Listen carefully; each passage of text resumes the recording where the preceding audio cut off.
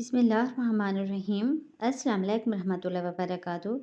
پیر کے دن سورہ کوثر، سورہ اخلاص کے ساتھ صرف 3 مرتبہ یہ دعا پڑھ لیں، پورا ہفتہ کبھی ادھر سے کبھی ادھر سے دولت ہی دولت ملے گی انشاءاللہ۔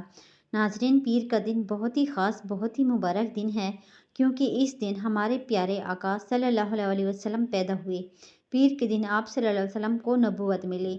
پیر کے دن آپ صلی اللہ علیہ وسلم کو حجر اسود کو اپنی جگہ پر رکھا۔ پیر کے دن آپ صلی اللہ علیہ وسلم روزہ رکھتے تھے اور پیر کے دن آپ صلی اللہ علیہ وسلم نے وفات پائی۔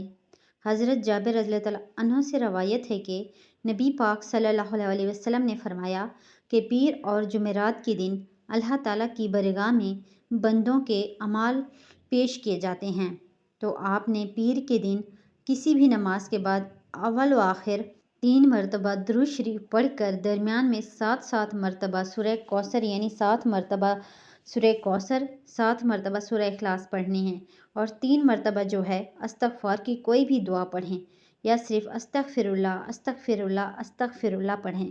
نبی پاک صلی اللہ علیہ وسلم نے فرمایا کہ جس نے استغفار کو اپنے اوپر لازم کر لیا، اللہ پاک اس کی ہر پریشانی دور فرمائیں گے اور ہر تنگی سے امن و سکون عطا فرمائیں گے، اور اسے ایسی جگہ سے رزق عطا فرمائیں گے جہاں سے اس کے گمان میں نہ ہوگا۔ تو اگر آپ پیر کے دن اس عمل کو کر لیتے ہیں تو انشاءاللہ اگلے پیر تک اللہ پاک آپ کو غیب سے رزق دے گا، آپ کو ہر طرح کی پریشانیوں سے، مصیبتوں سے اپنی حفاظت میں رکھے گا۔ تو اگر آپ کو ویڈیو اچھی لگی، اسے آپ نے لائک کرنا ہے، شیئر کرنا ہے اور چینل کو سبسکرائب کرنا ہے۔ جزاک اللہ۔